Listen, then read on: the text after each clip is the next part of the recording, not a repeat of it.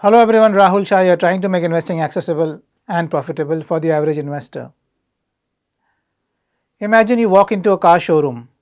You see a nice car, great mileage, shiny paint, fantastic engine. The price tag?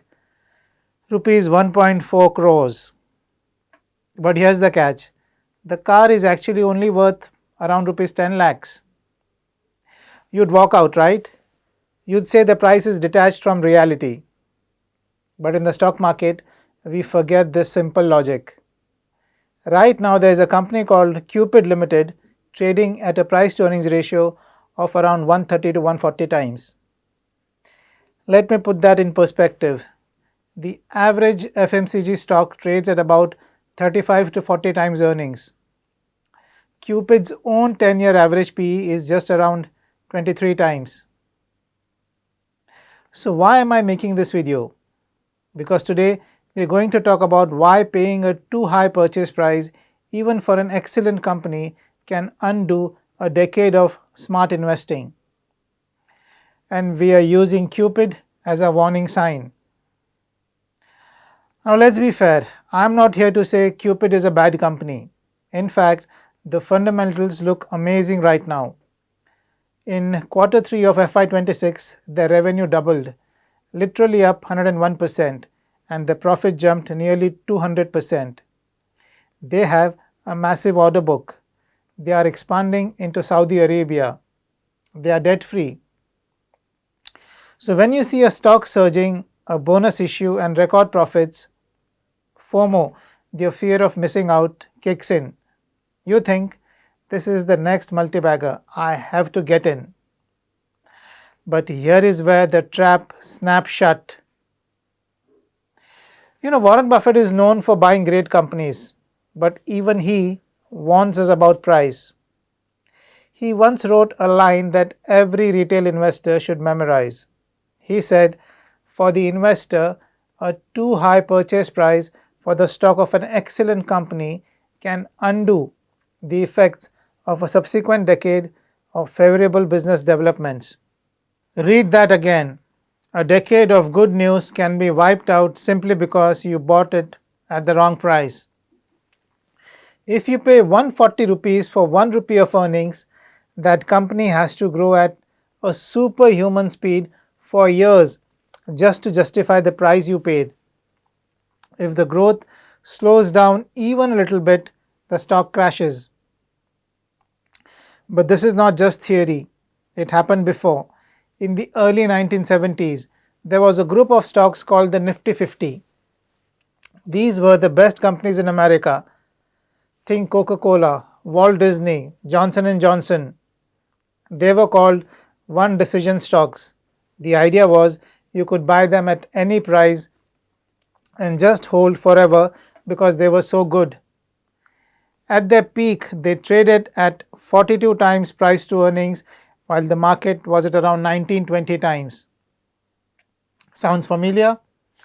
Well, then the market turned, inflation hit, and these wonderful companies crashed. Some of them took over a decade to recover. If you bought Xerox at the peak in 1972, you had to wait years just to break even because the price was simply too high. The quality was there, the brands were there, but the price erased the returns. Now we don't have to look only at America. Look at India's own new age darlings. Remember when Paytm listed, or Nykaa, or Zomato? At one point, Zomato was trading at a price to earnings of over 1500. Nykaa was around 700 to 800 times earnings. What happened next? The stocks fell 70% to 80%. Why? Because gravity always works in the stock market. When you pay a massive multiple, you're betting on perfection. If the company achieves 90% of its goal but misses by 10%, the stock does not fall 10%. It falls 40% or 50% because the valuation had no room for error. So let's bring it back to Cupid. Why am I worried? First, the PE of around 130 to 140 times. The Nifty FMCG index trades at around 35 to 40 times. Cupid is trading at nearly 4 times the valuation of its established peers.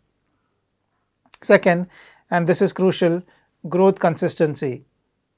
Now, the company just had a blockbuster quarter, 101% revenue growth. Amazing. But if you look at the 5-year average, sales growth is just around 3%.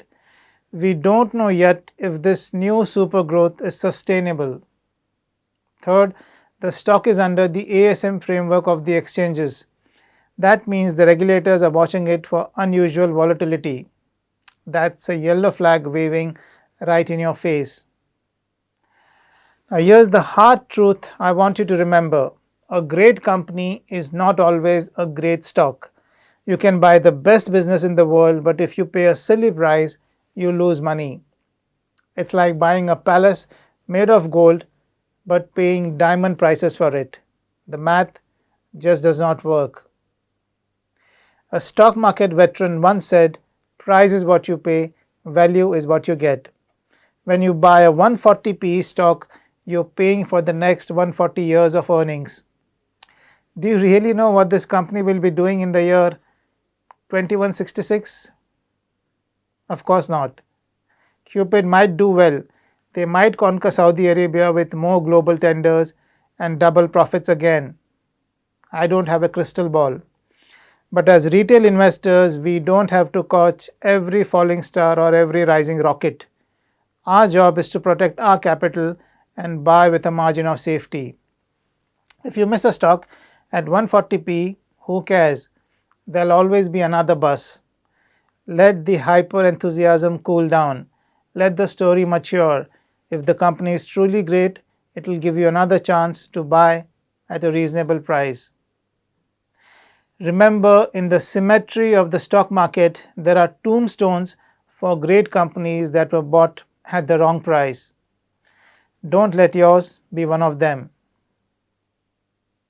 Well, if you found this helpful, please hit like and subscribe. And in the comment section, you can also tell me what is the highest PE ratio you've ever paid for a stock. That's all from me today. I'll see you again in the next session. Goodbye and happy investing.